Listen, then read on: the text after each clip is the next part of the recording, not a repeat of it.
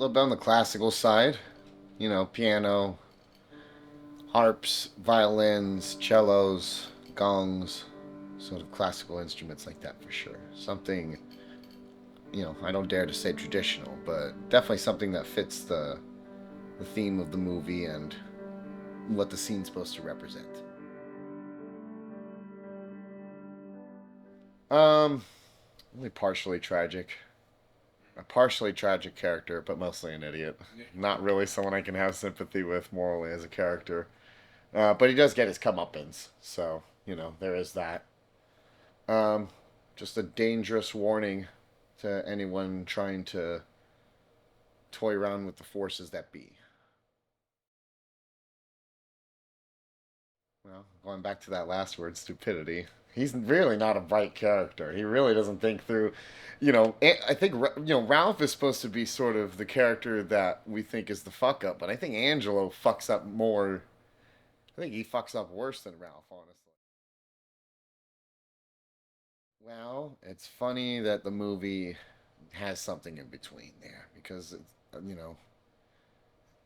what we see as the cruelty and the idiocy from Angelo might not actually be reality. Might be another side to it.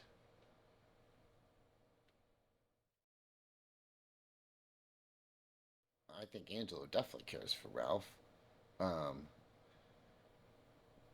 but it depends on what's happening at that moment too. Um, I mean, again, a lot of things are not very evident on what is reality and what is in the film. So who knows what we're actually seeing and experiencing without giving away too much. I knew a couple people who were just, yeah, don't make very smart decisions and had aspirations to do things that they had no business getting themselves into. I definitely knew people like that. There was definitely a little bit of me in that when I was a kid. Um, Johnny Boy from Mean Streets comes to mind too. Just someone who's not making good decisions and just keeps making bad decision after bad decision after bad decision. That was definitely the intention with this character. This is the Angelo's not a hardcore gangster like he thinks he is, and that's where the comedy comes in, for sure. Because it gets him in a lot of, it gets him and his cousin and other people just in all sorts of trouble. I think the fact that um, there's a split between the personalities that was very interesting, but that was probably difficult. Doing voices for a character and acting it is usually hit or miss, and I think we barely missed with that with the voice that I was doing for it. It was a lot of work and it was a lot of fun. It was making the shoots very funny. That doesn't always make for the best movie though. Honestly, I was thinking a little bit of my dad too. Just sort of just a selfish outlier, sort of narcissistic person going around thinking he was hotter than sliced bread. Yeah, yeah, definitely, definitely. It'll become evident, but there's clearly a split. And going back to what is reality and what's not, the audience will definitely see what reality is and what isn't, what's going on in someone's head versus what's actually happening in the real world. It's very entertaining to watch. A little sad, a little bit almost like a nightmare, um, but also a little bit. I don't know. There's something nice about the story too. There's something there. There's some sort of message there. Maybe even a message or two for multiple branches of government agencies that we won't discuss on camera now, but we'll let them see what's gonna happen.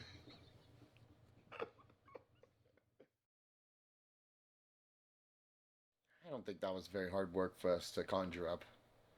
I mean, we've been doing, for the people who are watching this and listening who don't know, me and my cousin have been doing this for a couple of years already, working together, making little projects, music, art, film.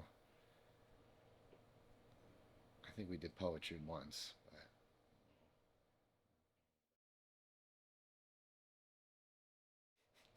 He's not smart enough to be the villain or anything complex. uh, I don't know if there's a villain in this story, really, honestly, because the things just sort of happen, and Angelo is a catalyst for a lot of those things. But I don't know if I would call him, the mob, or anybody a villain in the movie. Everyone's just sort of. It's sort of characters just being reactionary to what's happening in those characters' lives, and that's one of the things I like about the movie.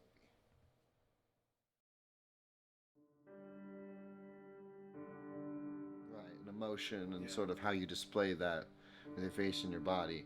I liked it. I liked the way the dialogue came off. There was a naturalistic feel to it. It wasn't too hard to memorize.